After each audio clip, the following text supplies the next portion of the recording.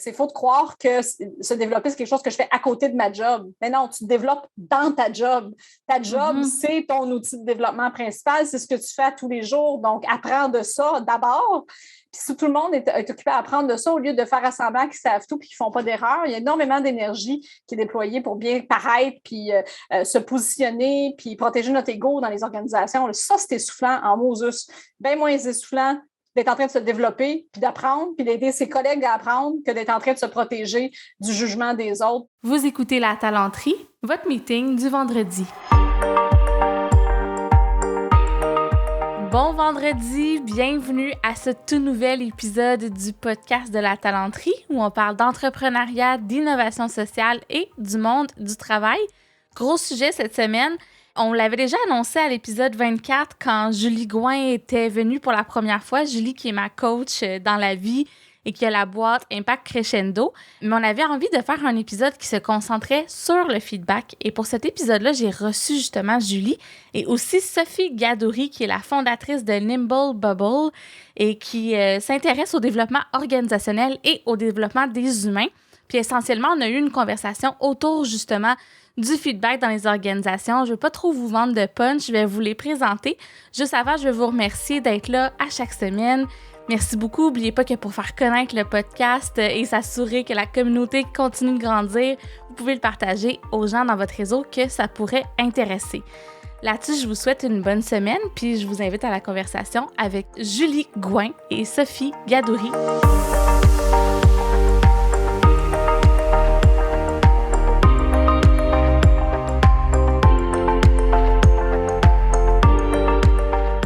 Julie, là, les gens, ça fait quand même 2 fois qu'ils te voient au podcast. Si vous n'avez pas écouté ça, allez-y. Là, je me souviens pas des numéros d'épisode par cœur, mais je vais mettre le lien dans les notes de l'épisode. La première fois qu'on a enregistré, on parlait de conscience de soi, puis il y avait une thématique qui était le feedback. Tu sais, puis là, on s'était dit pendant l'épisode, hey, c'est tellement comme un sujet, une boîte de Pandore, là, tu sais, où on peut nommer beaucoup de choses autour de ça. Puis, je t'ai réinvité au podcast, tu me dis, ah ouais, mais il faudrait absolument qu'on le fasse avec Sophie. Tu sais, comme ça, c'est vraiment un sujet, là, je voudrais que Sophie soit là. Fait que là, c'est ça, on va parler de ça aujourd'hui. Puis, tu sais, peut-être juste avant de rentrer dans le cœur du sujet, là, moi, j'ai l'impression en tout cas, je fais des diagnostics organisationnels, des fois, tout ça, puis on dirait que le feedback, c'est quelque chose qui ressort toujours. Les employés veulent toujours plus de rétroaction. Les gestionnaires veulent en donner. Des fois, ils savent pas comment. C'est pas tout le monde qui est à l'aise. Vous, votre lecture de ça, puis je vais commencer peut-être avec toi, Sophie, dans le fond.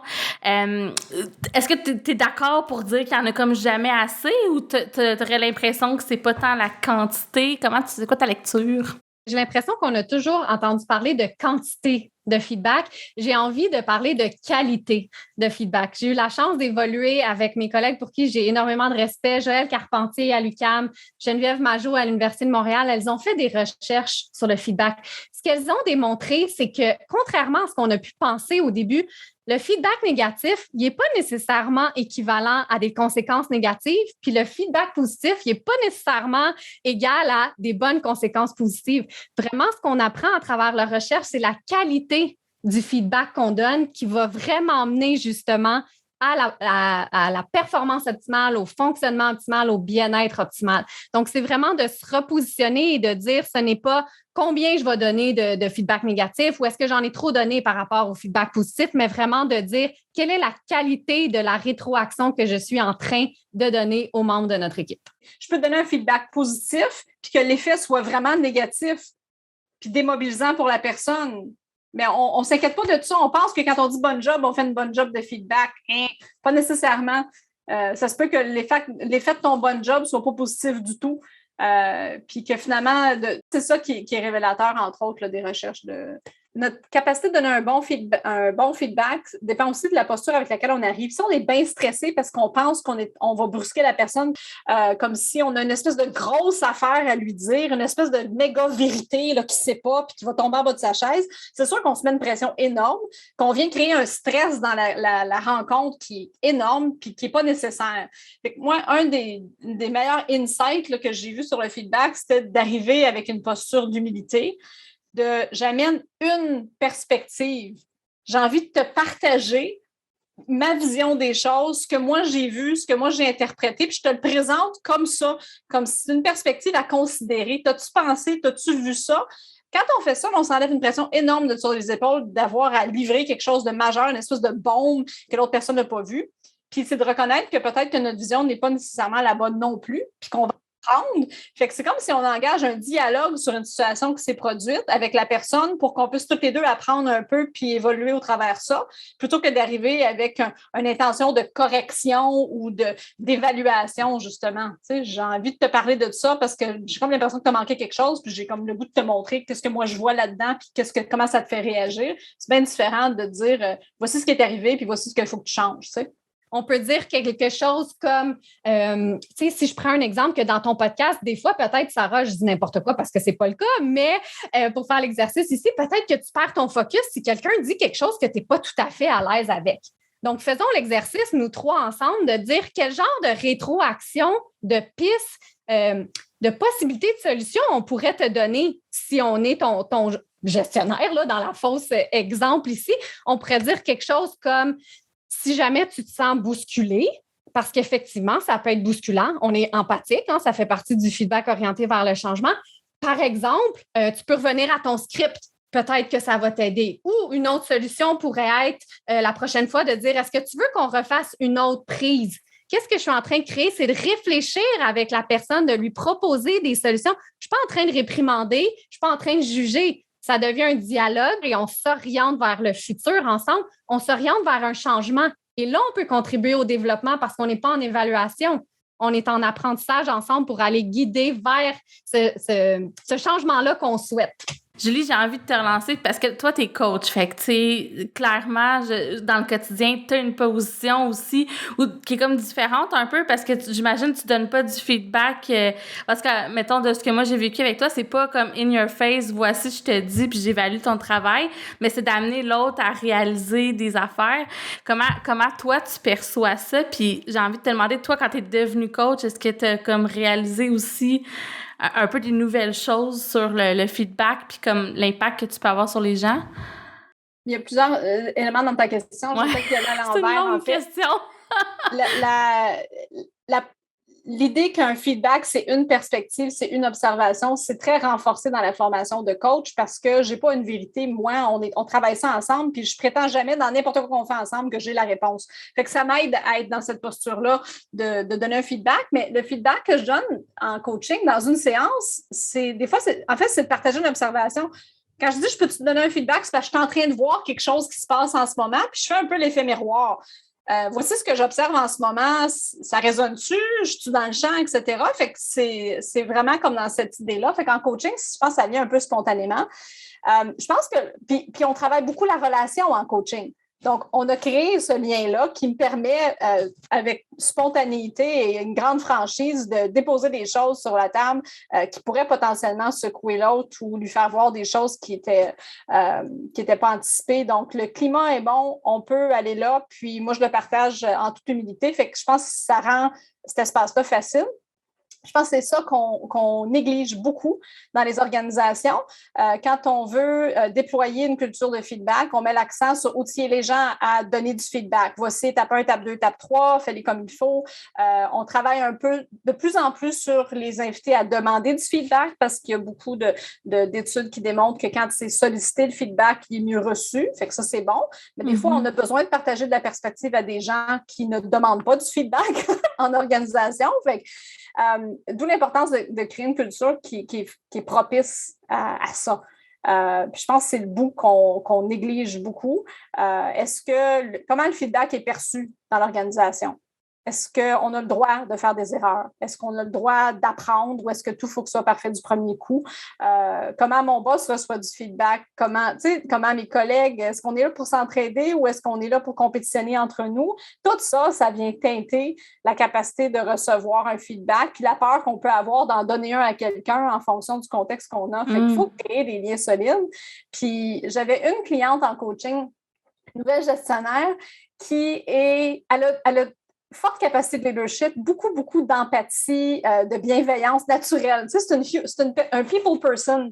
Puis, elle était vraiment... elle avait de la misère à donner du feedback à son équipe. Elle ne savait pas comment le faire. Puis, finalement, elle a réalisé qu'il fallait juste que c'était juste une conversation. On en fait un gros cas, alors que des fois, c'est juste d'engager une conversation avec la personne, puis au travers ce que l'autre personne nous dit, de voir, oups, je pense qu'il manque ça, fait que je vais peut-être donner ce petit bout de perspective-là qui lui manque. C'est pas porter tout sur nos épaules, cette espèce de fardeau de faire le portrait de ce qui s'est passé, mais plus de partir de ce que l'autre met sur la table et dire, ah, ouais, t'as raison, ouais, moi aussi, j'ai vu ça, puis telle affaire, t'as-tu pensé ça? Puis moi, il me semble que j'ai interprété ça de cette façon, c'était-tu. Fait que vraiment de le voir comme une conversation plutôt qu'un monologue de celui qui donne du feedback vers l'autre qui le reçoit, puis on souhaite qu'il le reçoive bien. Ça, c'est un bon point parce qu'on entend souvent ça. Il faut que ça devienne une conversation, mettons, dans les processus d'évaluation de la performance en organisation. Mais après, qu'est-ce que ça veut dire? Parce qu'on dit ça, mais conversation, ça peut être je te donne du feedback, tu me dis comment tu reçois le feedback que je te donne. C'est pas nécessairement dans la même ton que ce que toi, tu es en train de nous exposer. Moi, j'ai vraiment, Julie le sait, là, adoré le livre de Kim Scott, qui est une leader de chez Google, de Radical Candor, qui arrive avec sa façon de vraiment postuler, de donner du feedback une fois qu'on l'aura obtenu comme leader, c'est-à-dire de créer ou d'encourager ou de prôner cette culture de feedback-là en le demandant sur nous-mêmes, en l'obtenant. Et quand je parlais d'une relation d'affiliation sociale tantôt, je trouve tellement qu'elle peut venir aider cette façon de voir les choses-là. Donc, avant même de se dire comment est-ce que je vais le livrer, moi, comme gestionnaire, ce feedback-là, est-ce que je peux ouvrir le dialogue, pour prendre le mot de Julie tantôt, la conversation sur qu'est-ce que les membres de mon équipe pensent de moi? Quelle belle façon de créer une culture de feedback en utilisant, elle appelle ça les go-to questions. Puis j'adore ça, c'est comme d'être prêt comme gestionnaire, d'avoir ces questions-là en tête des fois pour nous faciliter cette façon-là de demander du feedback. Puis je t'en donne quelques exemples. Là. Qu'est-ce que j'ai fait dans la dernière semaine qui a rendu notre collaboration difficile? On ouvre un échange, un dialogue. La prochaine fois qu'un gestionnaire va venir donner du feedback, cette façon-là d'entendre l'opinion du membre ou de la membre de l'équipe avant, wow, on est en train de créer ce dialogue-là, cet échange-là. Peut-être qu'on enlève même du fardeau sur le gestionnaire, celui que Julie disait tantôt, de wow, c'est tellement une grande tâche. Mais on se dit qu'on fait ça ensemble. Tout le monde est en apprentissage, que ça soit le gestionnaire ou le membre de l'équipe. On est juste rendu à des différentes étapes de nos vies, mais là où la gestionnaire aussi en a besoin. Fait que c'est ça, j'ai envie de dire que même cette capacité-là, ce désir-là, la volonté d'aller obtenir le feedback et de l'encourager de cette façon-là par nos propres actions va déterminer quel genre de style de leadership peut être déterminé dans l'environnement dans lequel on a le goût d'évoluer. Et je pense que ça, c'est la responsabilité du leadership, de créer cet environnement-là, justement, qui va être où on va avoir un dialogue ouvert, on va avoir une transparence, on va être capable de se poser les questions et que ça va devenir régulier. Ça ne va pas devenir justement quelque chose une fois par année ou tellement lourd ou tellement comme difficile, puis se dire, je vais-tu le faire de la bonne façon ou pas? Ramenons ça à une discussion justement de qu'est-ce que j'aurais pu faire pour rendre ton travail plus agréable la semaine passée. Tu sais? Donc, ça devient, on l'obtient ce feedback-là, puis on en engendre à notre tour, je crois. J'adore tes questions parce qu'ils sont très... tu peux pas répondre. C'est très clair. Là. J'ai-tu fait des affaires qui ont rendu notre collaboration difficile? Ça force comme à une discussion peut-être pas facile ou, tu sais, je trouve que ça met la table. Est-ce que tu en as d'autres, des exemples de questions comme ça? Oui, puis tu vois, là, je les prends vraiment de son livre. Là, le mérite ne me revient pas, mais un autre qu'elle donne comme exemple, c'est, tu sais, la semaine dernière, à quel moment est-ce que je me suis impliquée puis tu aurais préféré que je ne m'implique pas? Ou à l'inverse, tu sais, je ne me suis pas impliquée puis tu aurais eu besoin de moi. Tu sais, fait que cette espèce de donner le sentiment d'autonomie qu'on a parlé au début, tu sais, aux membres de l'équipe, de sentir que l'opinion compte, là, on vient s'affilier ensemble, on vient se dire, moi, je veux te développer, je veux que tu te sentes plus compétent. Dis-moi quand tu n'as pas besoin de moi. Dis-moi où est-ce que je me suis mise de l'avant, là, puis tu n'avais pas besoin, tu étais rendu là, tu étais capable. Dis-moi aide-moi là pour que tu puisses continuer à aller vers des défis optimaux pour toi, pour que tu te sentes compétent. Exemple. Fait que je trouve que vraiment les espèces de... Je sais pas c'est quoi une bonne traduction, là, en passant, go-to question, mais bref, les genres de petites questions à portée de main, là, comme ça, qui sont déjà prêtes, tu sais, quand on est en mode apprentissage. Et c'est OK, encore une fois, ça peut nous aider de les avoir prêtes, ces questions-là, comme leader, pour la prochaine fois qu'on aura une discussion avec un ou une membre de notre équipe. Puis, tu sais, tantôt, Julie, tu disais que justement, de faire ça, là, de se mettre en mode un peu plus apprentissage, puis de s'enlever la pression, de faire comme, gars, je sais pas tout comme leader, ça peut être, tu sais, facilitant, puis faire comme, OK, tu sais, j'ai pas besoin d'avoir la réponse. Puis j'ai envie de vous demander s'il y a pas un autre côté à la médaille, de dire, tu sais, peut-être que pour quelqu'un qui est dans un poste de gestion, qui a pas tant que ça confiance en lui, d'adopter une position de vulnérabilité, puis d'accepter de dire à son équipe qu'il sait pas tout. Est-ce que, tu sais, c'est peut-être un feeling, mais j'ai l'impression que c'est peut-être pas si facile que ça d'atteindre ça, puis il y a peut-être un accompagnement pour être capable de se rendre là? C'est certainement pas facile pour plusieurs parce que on se sécurise beaucoup dans notre expertise, puis surtout les nouveaux gestionnaires qui ont moins de pratique qu'à donner du feedback à leurs collègues ou à leur équipe, c'est des gens qui ont été valorisés beaucoup pour leur expertise. Fait que d'arriver dans un poste où ils ne sont plus l'expert et on ne s'attend plus à ce qu'ils soient l'expert, c'est une énorme transition à vivre. Puis je connais des gestionnaires que lorsqu'on envisage la possibilité pour eux d'aller solliciter du feedback de leur équipe, se sentent vraiment dépourvus, ils ne savent pas comment s'y prendre. Puis pour l'équipe aussi, de recevoir une question comme « Tu peux-tu me donner du feedback? » Par où je commence? Les questions de Kim Scott sont vraiment le fun parce qu'elles sont très ancrées sur ton expérience à toi comme humain dans mon équipe. Tu veux-tu me la partager? Fait que ça dédramatise un peu la question. Mais les gestionnaires qui s'aventurent sur ces terrains-là, il faut qu'ils réalisent que ce ne sera pas la première fois nécessairement qu'ils vont te poser la question, qu'ils vont avoir la réponse. Puis l'important, c'est de revenir à la charge régulièrement, puis de continuer à poser ces questions-là pour démontrer notre sérieux. On veut vraiment avoir la réponse, puis si on a du feedback, de chercher à s'améliorer, qu'il n'y ait pas de représailles du feedback. Fait qu'on est constamment, les gens sont un peu sur leur garde des fois, mais ça bâtit à la confiance après quand on le fait. Donc, il faut juste persévérer dans ce sens-là. Il ne faut pas dire, je leur ai demandé puis il n'y avait rien à dire. Ben non, c'est parce que tu ne leur demandes jamais. Tu leur as demandé. Fait que c'est sûr qu'ils ne savent pas quoi dire, puis ils ne sont même pas sûrs si tu veux l'entendre. Fait qu'ils vont se garder une petite gêne, mais ils vont peut-être dans une prochaine rencontre, si tu leur poses la question, y avoir pensé un peu, avoir une nouvelle perspective à t'amener. Puis là, s'ils te voient être en train de la travailler puis de l'intégrer dans ton travail, bien, ça leur tente encore plus de te le partager. Mais ça nécessite pour le leader de se défaire un peu de son identité d'expert. C'est impossible de tout savoir. Tout change tout le temps. Tu peux pas, il n'y a pas un leader qui peut prétendre tout savoir dans l'environnement dans lequel on vit, là. Donc, ça crée une espèce de distorsion dans l'équipe quand tu prétends tout savoir, puis tu avances comme ça, sans impliquer, sans poser de questions, sans chercher à t'améliorer. Après ça, tu demandes à tes gens, au travers des évaluations de rendement, puis du feedback constructif, de changer des choses, mais que toi-même, tu n'es même pas activement en train de travailler sur toi. Il y a comme une dissonance là, qui nuit à la confiance, qui brise le lien d'affiliation avec l'équipe. Fait que tu marches un peu à reculons, là. Donc, je pense que ça, c'est peut-être une autre chose qu'on néglige. Il y a l'aspect culturel, préparer le terrain pour qu'on puisse se donner du feedback, mais aussi accepter que si je veux que mon équipe se donne du feedback entre eux, puis que moi, je peux s'en donner, mais il faut que j'accepte de faire partie de la gang qui apprend au travers le feedback dans mon équipe. J'ai l'impression, c'est vraiment là, pas du tout appuyé, c'est vraiment une impression, mais j'ai l'impression qu'on en entend de plus en plus parler, que ça commence à changer cette culture-là au travail, peut-être pas de façon égale dans toutes les sortes d'organisations, mais tu sais, je l'ai déjà, pour l'avoir déjà entendu, j'ai déjà eu une gestionnaire qui était comme ça, tu sais, très humble, très moi je connais pas tout, elle est arrivée dans l'équipe avec cette posture-là, puis ça fait quand même quelques années là, mais quand même, puis tu sais, il y a beaucoup de gens dans l'équipe qui ont fait comme ben là, tu sais, elle sait pas qu'est-ce qu'elle fait, la fille.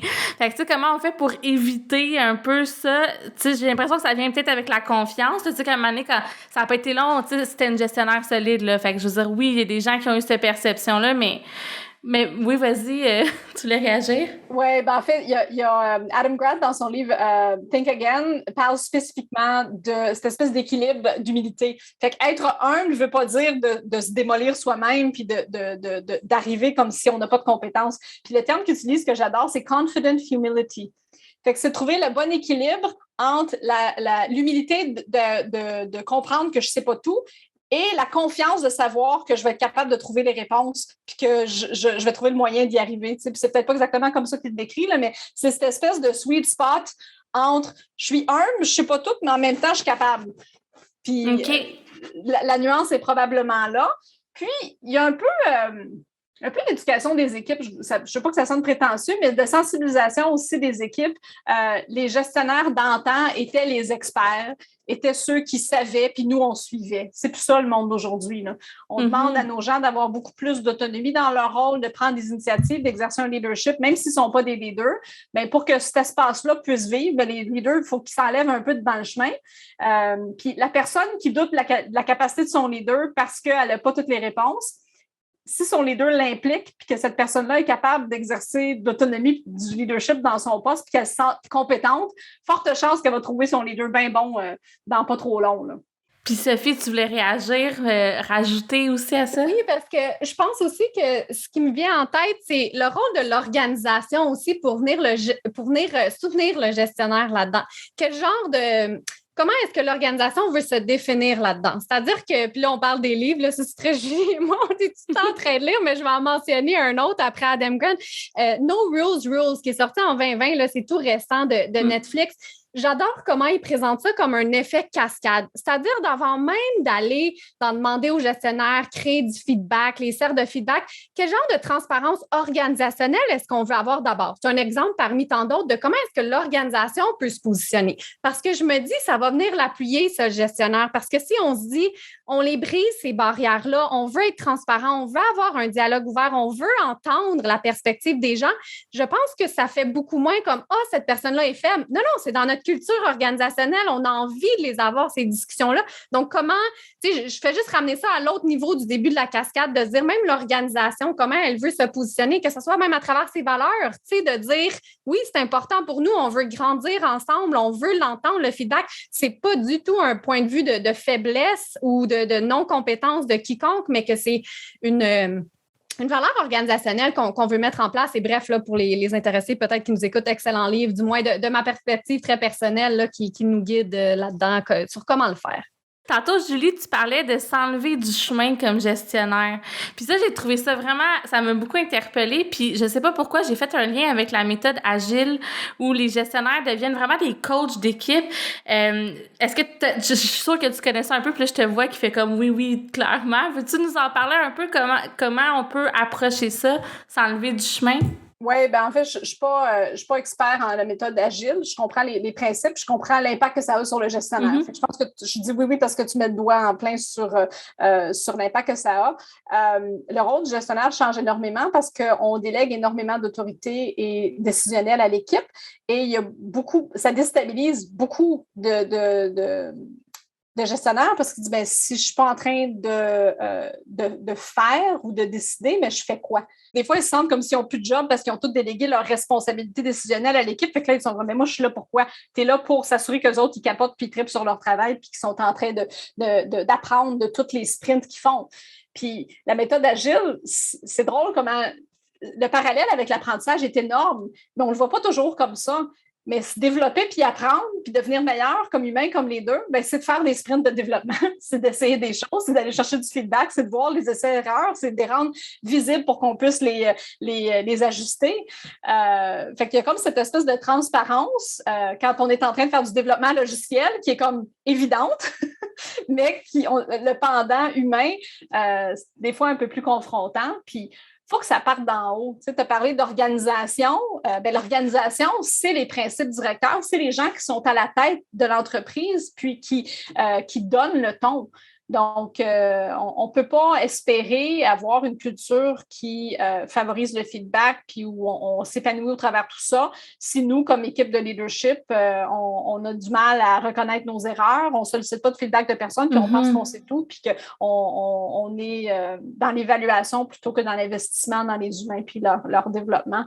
Donc, le niveau de transparence, c'est toute une grosse question aussi. Ouais.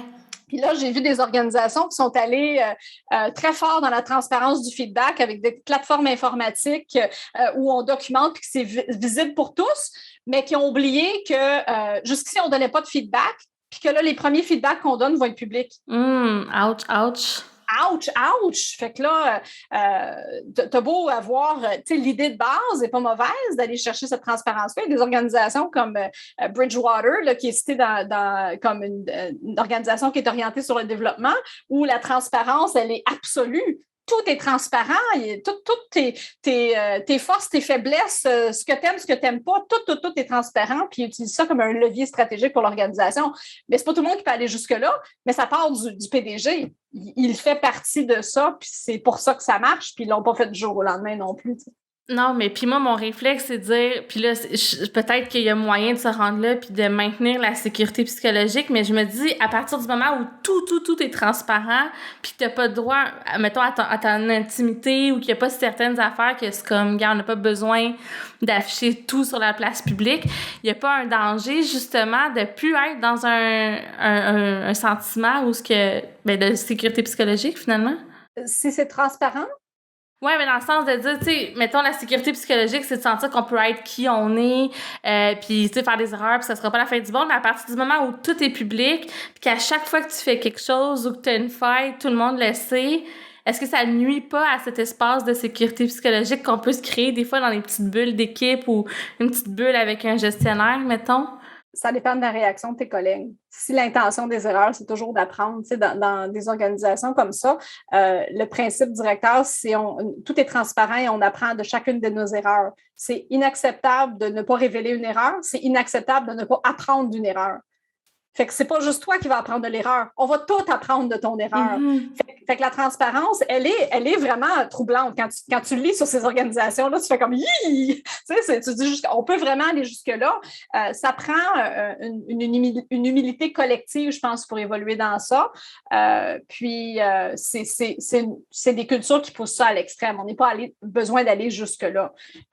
Mais je pense que la sécurité psychologique, pas je pense, mais la sécurité psychologique, c'est lorsque on anticipe que la réaction des autres va être correcte, va être favorable. À partir du moment où c'est pas grave si c'est public parce que tu n'es jamais jugé puis tout le monde apprend de ça puis tu réalises que l'autre a fait la même erreur et tout ça, ça change la donne. Mais tout le monde peut se rendre là. Ça secoue là, de penser qu'une organisation peut se rendre là puis avoir beaucoup de succès puis avoir un taux de mobilisation qui est élevé.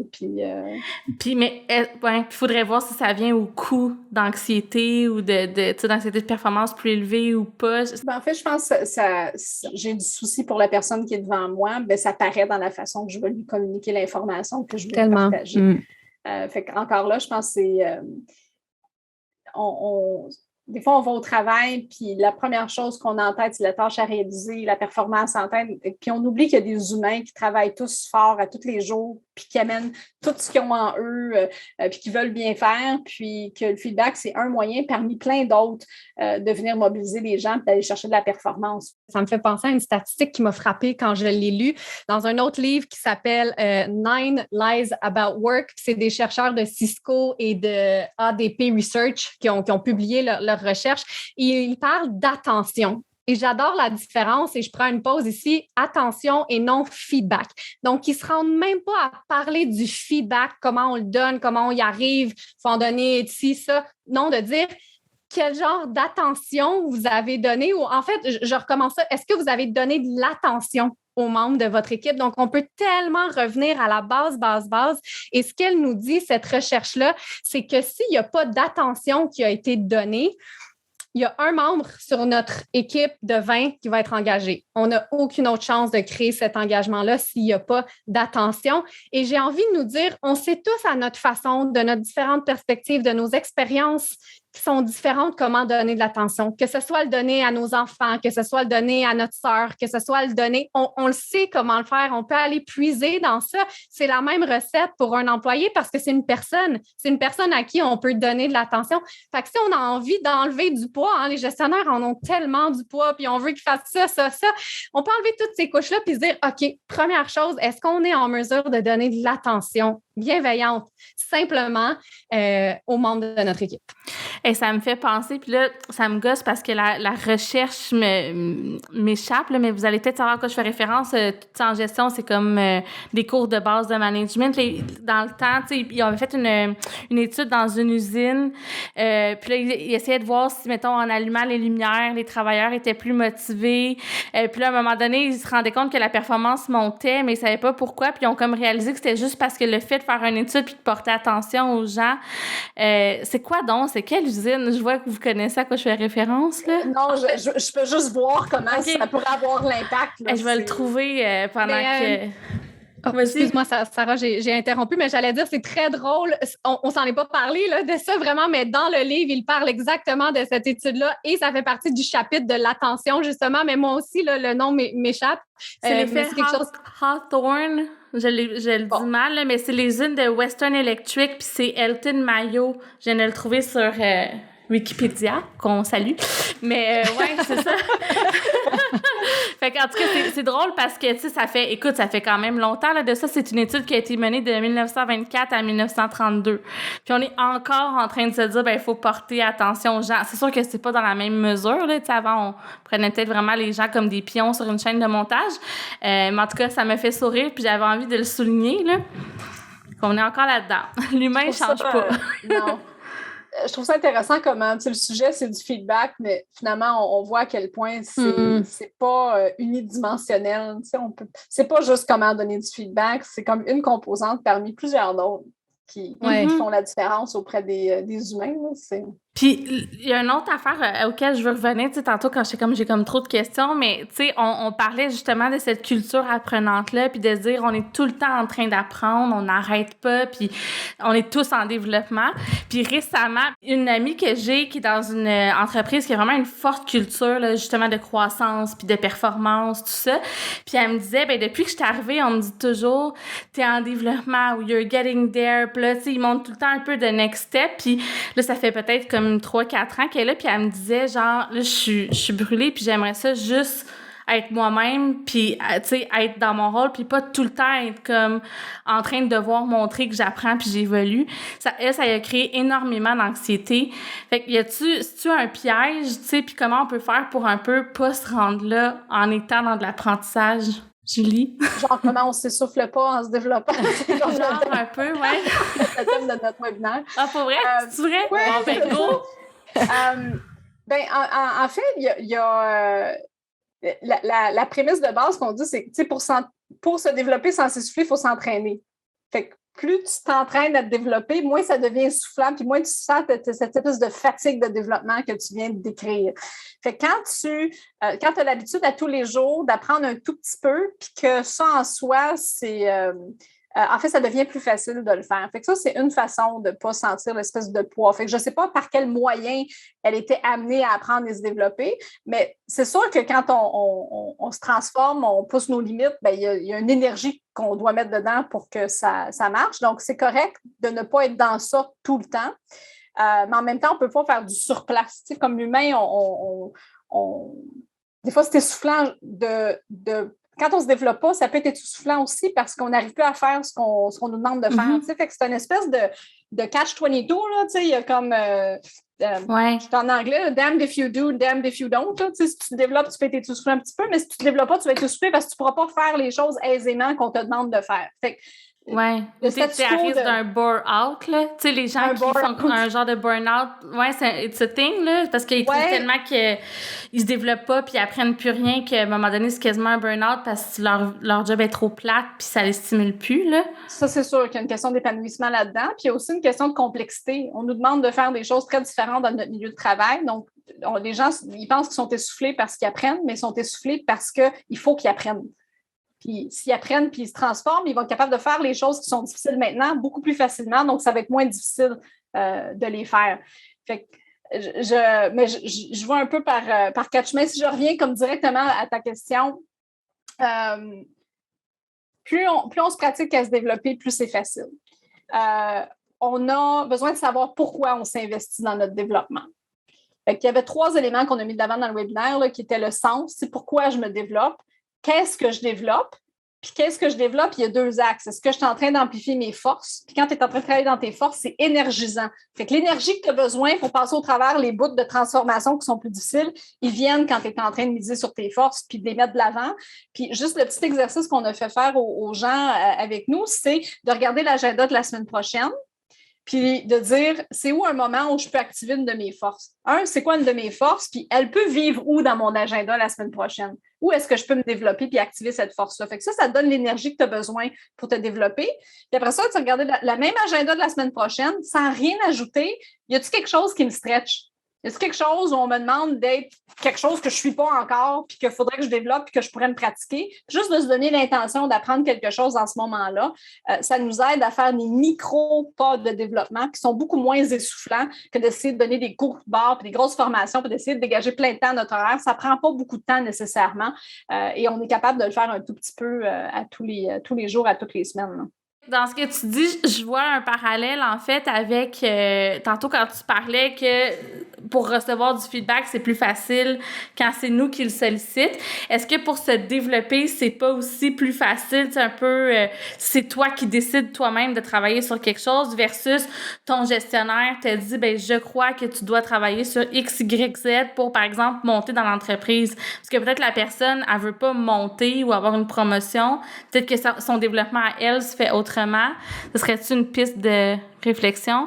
Moi, j'ai envie de dire, sans y aller dans les termes complexes, mais mettons qu'on parle des bonnes motivations, le plaisir puis le sens. Donc, j'adore ce que tu dis parce que il va avoir un sens à ce que je veux apprendre. Je vais avoir du fun parce que ça va venir de moi. Je vais être auto-dirigée dans ce que je veux faire, dans ce que je veux accomplir, comment je veux contribuer. Tu sais, je sens que des défis, on peut tous les voir avec ces bonnes motivations-là. Quelque chose qui va dire, OK, c'est où que je me sens prise, là? C'est où que j'ai moi-même envie d'aller me développer, d'apprendre, mais ça part de moi, là, ça part de ce qui va avoir du sens pour moi et de quel genre d'impact je veux avoir au lieu de se faire dire, bon, mais là, toi, Sophie, tu as telle faiblesse, puis s'il te plaît, travaille dessus. Hop là, c'est pas mal plus contrôlé comme approche, alors que moi, je me dis, OK, je suis rendue à telle place, j'ai envie d'apprendre parce que je vais avoir tel impact. Je vais avoir du fun à faire ça, je vais pouvoir contribuer, je vais me sentir compétente. Hey, t'imagines l'autonomie que cette personne-là a soudainement dans son travail. On est en train de combler ses besoins psychologiques en plus et la faire performer là, de la façon qu'on est en train de parler. Donc, j'adore que, je pense que c'est toi qui a débuté, là, Julie, sur le sens, mais que tu as rapporté ça, Sarah, parce que absolument, tu sais, d'aller dans ces motivations-là qui sont optimales, c'est tellement, tellement précieux. Ce que j'ai vu, tout l'équilibre organisationnel humain, moi, je pense que c'est juste quand on pense que le développement, c'est quelque chose qu'on rajoute à ce qu'on fait tous les jours, je pense que c'est là où on manque le bateau.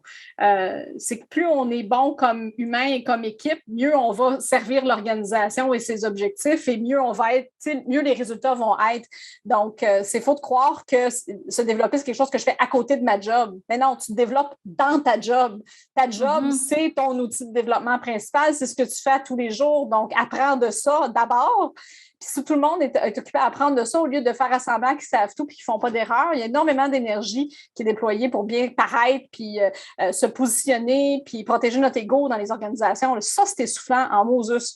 Bien moins essoufflant d'être en train de se développer, puis d'apprendre, puis d'aider ses collègues à apprendre, que d'être en train de se protéger du jugement des autres, puis des erreurs potentielles qu'on pourrait faire. Fait que je pense que c'est notre interprétation de qu'est-ce qui est essoufflant qui est un peu erronée des fois. On pense que c'est se développer qui nous essouffle, mais c'est souvent pas ça, là.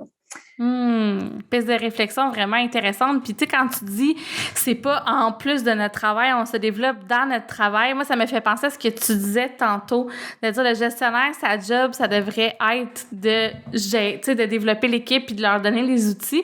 Or, tu sais, qu'est-ce qu'on entend souvent, c'est les gestionnaires trouvent que les processus de gestion de la performance ou de feedback ou appelons-les comme on veut, c'est super lourd puis c'est prenant puis c'est comme en plus de leur job, alors que leur job, ça devrait être d'apprendre à développer l'équipe, donc de faire ça, peu importe la structure qu'on veut y donner. Parce que ça, c'est une réflexion qui me vient que je trouve intéressante, là, de dire si les gestionnaires trouvent ça, c'est que peut-être la manière qu'on voit le feedback dans l'organisation est à revoir, puis le rôle du gestionnaire à repositionner.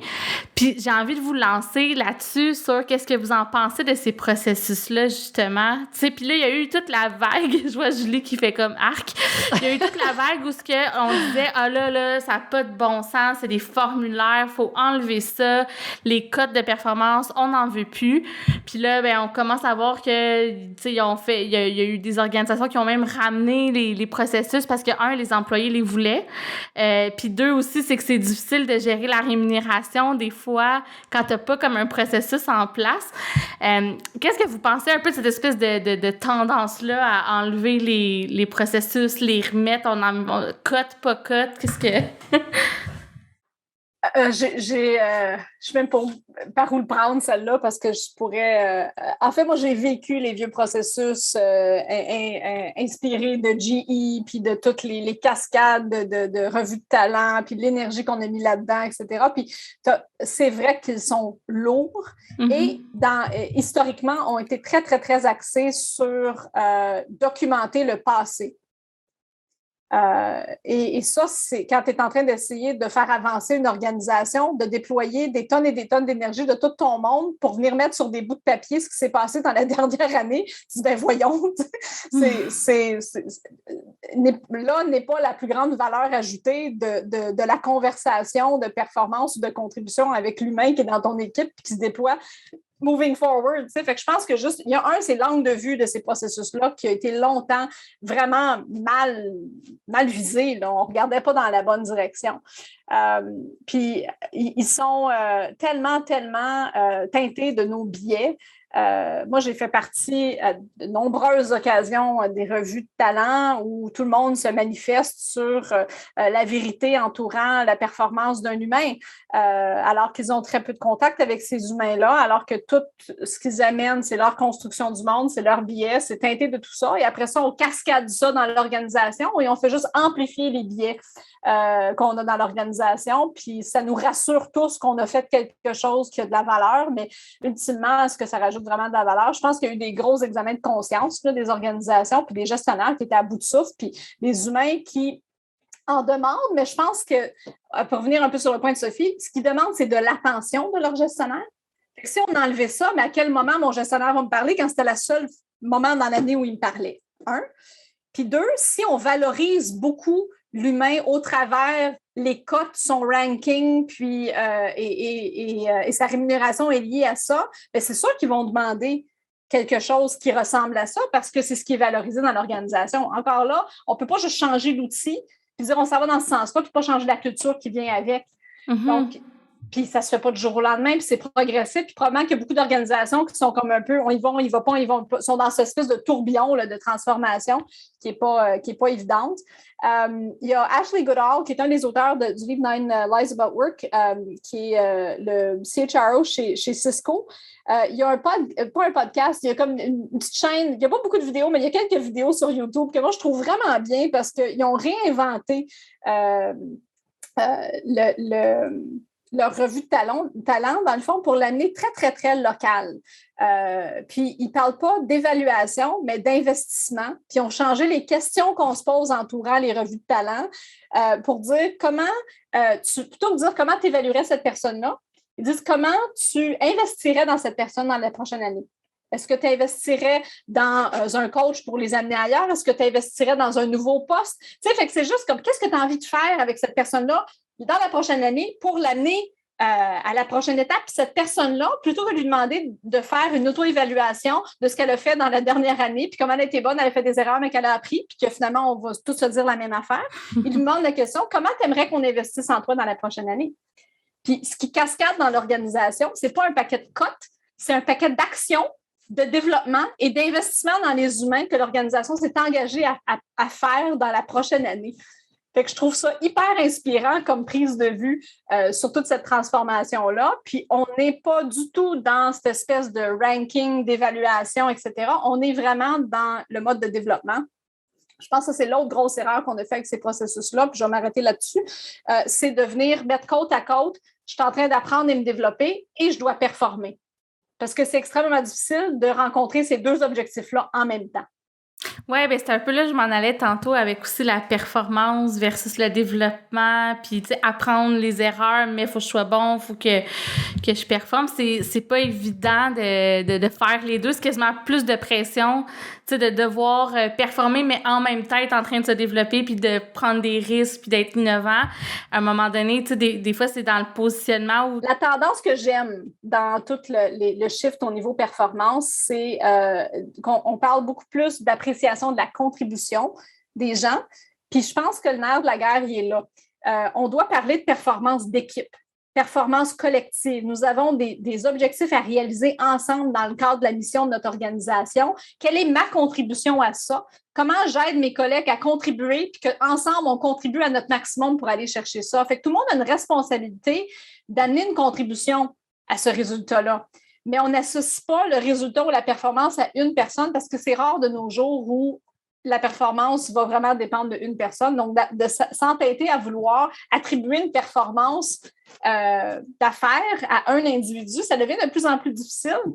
Ça crée tous les problèmes qu'on a là, d'association à un résultat versus à son apprentissage. Il faut que je paraisse bien parce que je vais être évaluée là-dessus puis avoir une instance sur ma rémunération. Mm-hmm. Pouf, l'incitatif pour apprendre là-dedans, il n'est pas fort. Là, on est en mode protection. Fait que là, on n'apprend plus. Là. C'est une situation de stress puis c'est push. Puis...